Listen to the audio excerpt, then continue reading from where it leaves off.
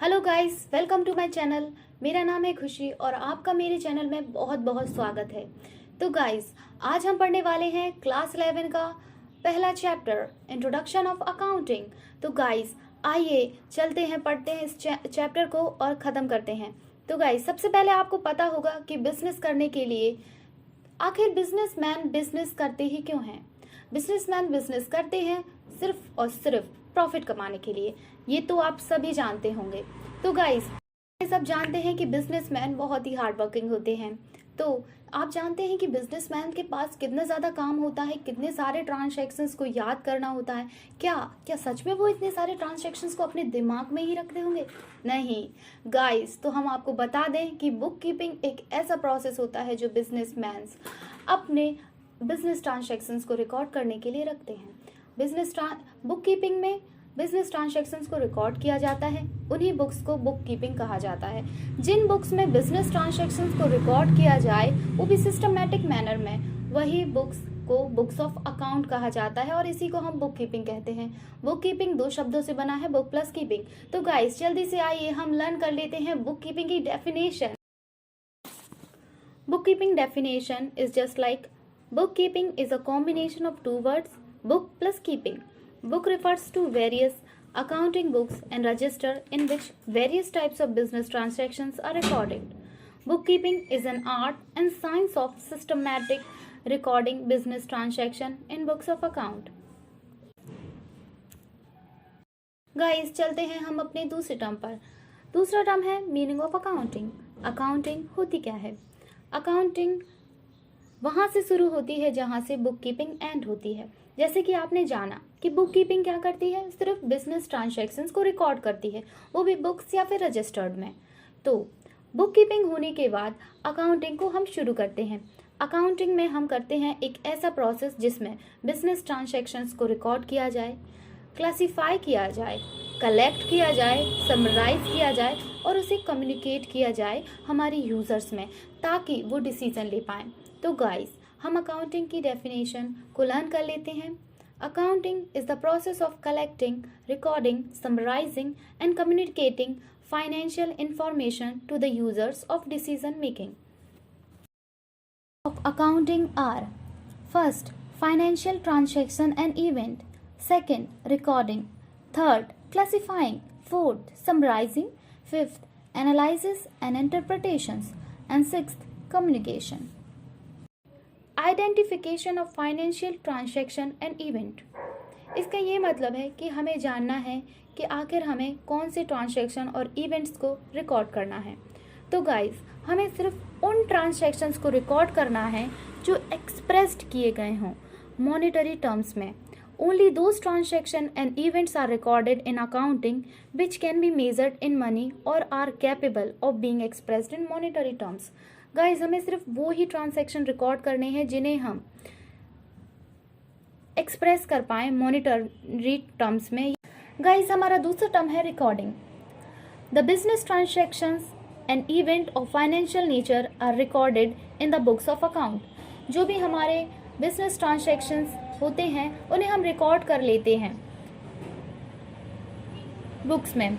लेकिन क्या आप जानते हैं कि हम रिकॉर्ड कर रहे हैं वो क्या हम ऐसे ही रिकॉर्ड कर लेते हैं कि जैसे भी हमारा मन करे हम वैसा ही कर लें?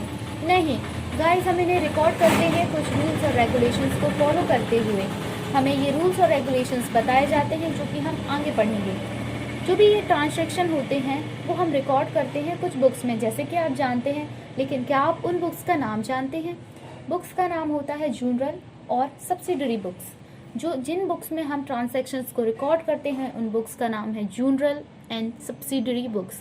प्लीज़ आप इस बात को नोट कर लीजिए। गाइस, हमारा तीसरा टर्म है classification. After recording transaction in journal and subsidiary books the transactions are classified. Guys, जैसे कि आपने देखा कि जब हम ट्रांजैक्शंस को रिकॉर्ड कर लेते हैं बुक्स में, जर्नल या सब्सिडरी बुक्स में, इन ट्रांजैक्शन को हम और भी क्लासिफाई करते हैं, उसे हम और भी फर्दर क्लासिफाई कर। The process of bringing a particular type of transaction at one particular place in the form of an account is known as classification.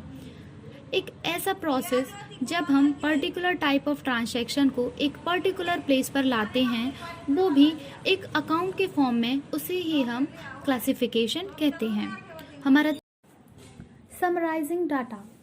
Summarising data क्या होता है? Summarizing refers to presentation of accounting information to various interested parties. Summarizing means ये होता है कि जो भी हमारी अकाउंटिंग प्रेजेंटेशन है, अकाउंटिंग इन्फॉर्मेशन है, उसे हम प्रेजेंट करते हैं जो भी हमारी इंटरेस्टेड पार्टीज़ होती हैं। वो इंटरेस्टेड पार्टीज़ कोई भी हो सकती हैं, जैसे कि आप कह सकते हैं, जैसे कि आपकी बिजनेस में कोई इंटरेस्टेड है तो आप उसे अपने डाटा को अच्छे से प्रेजेंट कर सकते हैं, उसे हम समराइजेशन कहते हैं। इस समराइजेशंस को वो अंडरस्टैंड करके और उस इंफॉर्मेशन को यूटिलाइज कर कर वो कोई भी अपनी फर्दर डिसीजन ले सकता है, इसी हम समराइजिंग कहते हैं। समराइजिंग मीन्स अपनी इंफॉर्मेशन को प्रेजेंट करना, उसे समझाना, इसे ही समराइजिंग कहा जाता है। तीसरा हमारा टॉपिक है analysis and interpretation. Analysis and interpretation is an exam. Analysis and interpretation एक एग्जामिनेशन की तरह होता है of causes and effect of financial data. ये हमारे फाइनेंशियल डाटा को इफेक्ट भी करता है। Analysis of data is carried out with the help of accounting tools and techniques so that business decisions can be taken and various reports can be formed. Analysis data की ही मदद से हम business accounting में tools का इस्तेमाल कर कर business decision में कोई भी चेंज ला सकते हैं, बिजनेस रिपोर्ट्स को फॉर्म कर सकते हैं। Analysis of financial data helps management of planning in future. जो हमारे एनालाइज होता है, मतलब कि जब हम डाटा को एनालाइज करते हैं, हम जानते हैं कि हमें कहाँ लॉस हो रहा है, कहाँ हम प्रॉफिट में हैं, तो इसे क्या करते हैं, हम मैनेज कर लेते हैं और इसी एनालाइजेशन को हम ध्यान में रखकर आगे का फ्यूचर सोचते हैं बिजनेस का, कि हम आगे बढ़ पाएंगे या हम घाटे में हैं। एक है communication to users of information. Communication का मतलब यही होता है कि बातचीत करना। अब ये communication to users of information क्या है? Communication is a means of providing accounting information. Communication का यहाँ पर मतलब है कि अकाउंटिंग इंफॉर्मेशन को प्रोवाइड करवाना, या तो हम इंटरनल यूज़र को प्रोवाइड करवाते हैं ये हमारी इंफॉर्मेशन, या फिर एक्सटर्नल यूज़र्स को। हमारी कौन सी information? Accounting information. External users of information are investor, जो हमारे इन्वेस्ट करते हैं। जो हमारे एक्सटर्नल यूज़र हैं वो कौन हो सकते हैं? इन्वेस्टर हो सकते हैं, जो हमारी कंपनी में इन्वेस्ट करना चाहते हैं, ये हमारे एक्सटर्नल यूज़र्स हैं। दूसरा, यूज़र्स ऑफ अकाउंटिंग क्रेडिटर्स, जो हमें लोन दे सकते हैं, जो हमारी बिजनेस में अपना क्रेडिट लगाना चाहते हैं, जो हमारी बिजनेस में कैश लगाना चाहते हैं, वो हमारे क्रेडिटर्स हो सकते हैं। तीसरा है बैंक्स और गवर्नमेंट। ये सारे एक्सटर्नल यूजर्स में आ जाते हैं, जैसे बैंक हो गया, गवर्नमेंट हो गया, and other agencies whereas internal user of accounting information. और अब हम दूसरी बात ही कर लेते हैं इंटरनल यूजर्स ऑफ अकाउंटिंग की। इंटरनल यूजर्स हमारे वो होते हैं जो हमारे कंपनी के अंदर ही, जो हमारे बिजनेस फर्म्स के अंदर ही काम कर रहे हैं, जैसे कि मैनेजर हो गया, एम्प्लॉयज़ हो गया, वो सब जो भी मैनेजेरियल लेवल्स जो भी ऑर्गेनाइजेशन के अंदर हैं, वो सब हमारे इंटरनल यूज़र्स हैं। एक्सटर्नल यूज़र्स में हमारे आते हैं इन्वेस्टर, क्रेडिटर्स, बैंक, गवर्नमेंट और अदर एजेंसीज।